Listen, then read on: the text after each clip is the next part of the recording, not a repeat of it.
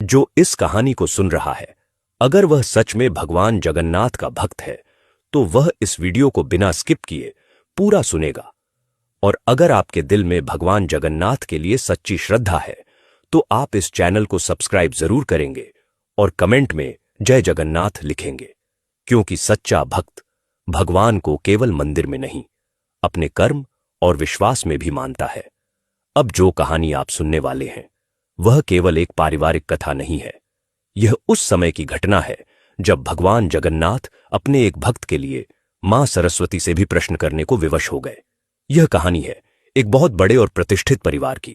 शहर के बाहर एक भव्य हवेली थी जहां धन की कोई कमी नहीं थी, लेकिन सुख धीरे धीरे खत्म हो रहा था। उस घर के मालिक थे देवदत्त राय, सम्मानित व्यापारी, शांत स्वभाव और परिवार को बहुत मानने वाले इंसान। देवदत्त राय की पहली पत्नी बहुत दयालु और धार्मिक थीं, लेकिन अचानक एक बीमारी ने उन्हें छीन लिया। उस समय उनका बड़ा बेटा आरव सिर्फ 10 साल का था। मां की मृत्यु ने आरव के मन पर ऐसा आघात डाला कि वह भीतर से टूट गया। वह ज्यादा बोलता नहीं था, अक्सर अकेले बैठा रहता और हर बात को बहुत भोलेपन से स्वीकार कर लेता। कुछ वर्षों बाद देवदत्त राय ने दूसरी शादी की, एक सुंदर, तेज तर्रार और चालाक स्त्री से। उसका नाम था सुलोचना। वह अपने साथ एक बेटा लाई, विक्रम, जो आरव की ही उम्र का था। दोनों लड़के 19 साल के थे, लेकिन स्वभाव बिल्कुल अलग। आरव सीधा, सरल, शांत और मानसिक रूप से अभी भी अपनी मां के जाने के सदमे से पूरी तरह उबर नहीं पाया था। विक्रम चालाक, तेज दिमाग, घमंडी, बिगड़ा हुआ और हमेशा अपने फायदे के बारे में सोचने वाला। सुलोचना बाहर से आरव को बहुत प्यार दिखाती थी, सबके सामने कहती, यह भी मेरा ही बेटा है। लेकिन घर के अंदर स्थिति बिल्कुल उलटी थी। आरव को हमेशा कम खाना, पुराने कपड़े और ज्यादा काम। विक्रम को नई चीजें, आजादी और मां का अंधा समर्थन। अगर आरव से कोई गलती होती तो सुलोचना उसे घंटों ताना देती। अगर वही गलती विक्रम करता तो कहती, बच्चा है, सीख जाएगा। धीरे धीरे सुलोचना और विक्रम मिलकर आरव को मानसिक रूप से और तोड़ने लगे। कभी उसके कमरे की चीजें गायब, कभी उसके नाम से गलत बातें, कभी पिता के सामने झूठी शिकायतें। देवदत्त राय कभी सच्चाई समझ नहीं पाए, क्योंकि सुलोचना उनके सामने बहुत आदर्श मां बनी रहती थी। आरव इतना भोला था कि उसे यह भी समझ नहीं आता था कि उसके साथ गलत हो रहा है। उधर विक्रम और भी बिगड़ता जा रहा था। देवदत्त राय के एक पुराने मित्र थे, हरिनारायण मिश्रा। उनकी बेटी अनन्या भी आरव और विक्रम की ही उम्र की थी। अनन्या समझदार, पढ़ी लिखी और स्वाभिमानी लड़की थी। विक्रम उस पर गलत नजर रखने लगा। मीठी बातों से, झूठे वादों से उसे फंसाने की कोशिश करने लगा, लेकिन अनन्या उसकी आंखों की गंदगी समझ गई। उसने साफ मना कर दिया। एक पारिवारिक समारोह में अनन्या ने देखा कि कैसे विक्रम आरव का मजाक उड़ाता है और सुलोचना चुपचाप उसका साथ देती है। उसी समारोह में उसने आरव से बात की। आरव की आंखों में कोई चाल नहीं थी, सिर्फ डर और यह भावना कि शायद मैं ही गलत हूं। अनन्या को सच्चाई समझ में आ गई। उसी दिन सुलोचना ने आरव को अलग बुलाया। उसने साफ कहा, इस घर की सारी संपत्ति मेरे बेटे की होगी, तू समझदारी दिखा और बीच में मत आ।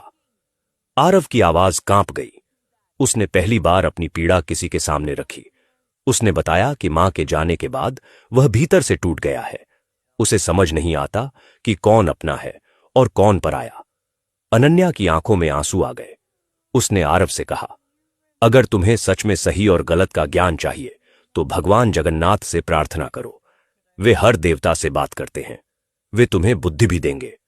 उसी रात आरव मंदिर गया। उसने कुछ नहीं मांगा, बस कहा, प्रभु, अगर मैं गलत हूं तो मुझे समझ दीजिए, और अगर मेरे साथ अन्याय हो रहा है तो मुझे सत्य देखने की शक्ति दीजिए। कहते हैं, जब यह प्रार्थना पहुंची तो भगवान जगन्नाथ मौन नहीं रहे।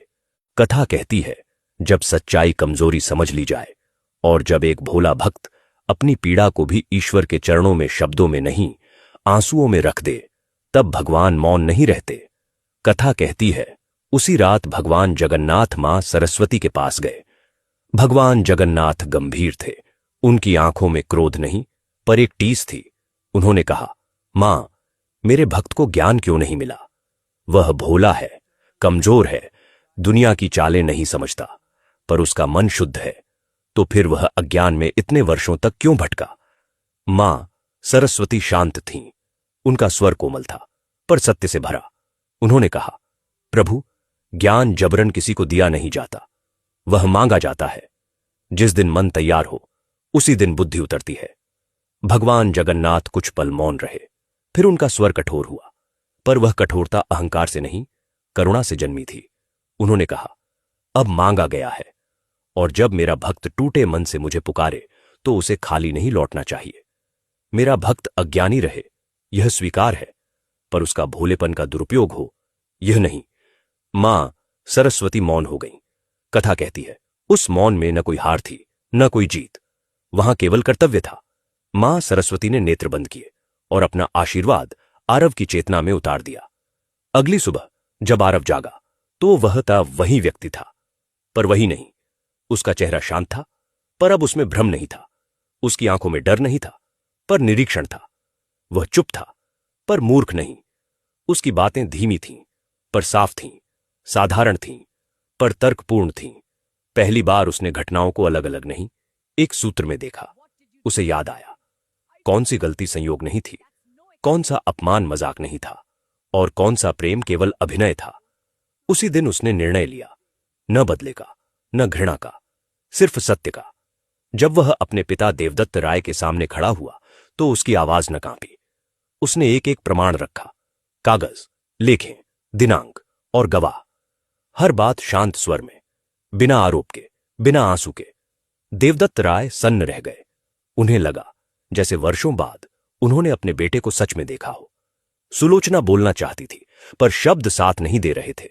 विक्रम गुस्से में था, और वही गुस्सा उसका सच बन गया। उस दिन न कोई चिल्लाया, न कोई रोया, बस एक निर्णय हुआ। उसी दिन सुलोचना और विक्रम उस घर से बाहर चले गए। कोई अपमान नहीं, कोई हिंसा नहीं, सिर्फ न्याय। समय बीता, घर में फिर से प्रकाश लौटा। आरव ने अनन्या से विवाह किया। यह विवाह समझौता नहीं था, यह समान मूल्यों का मिलन था। देवदत्त राय ने पहली बार सुकून की सांस ली। और लोग कहते हैं, अगर भगवान जगन्नाथ से दिल से मांगो तो वे केवल सुनते नहीं, वे हर द्वार खटखटाते हैं, देवताओं के भी। वे धन दिला सकते हैं, स्वास्थ्य लौटा सकते हैं, आयु बढ़ा सकते हैं, और बुद्धि भी, क्योंकि भगवान जगन्नाथ के लिए सबसे बड़ा धर्म अपने भक्त की रक्षा है। जय जगन्नाथ।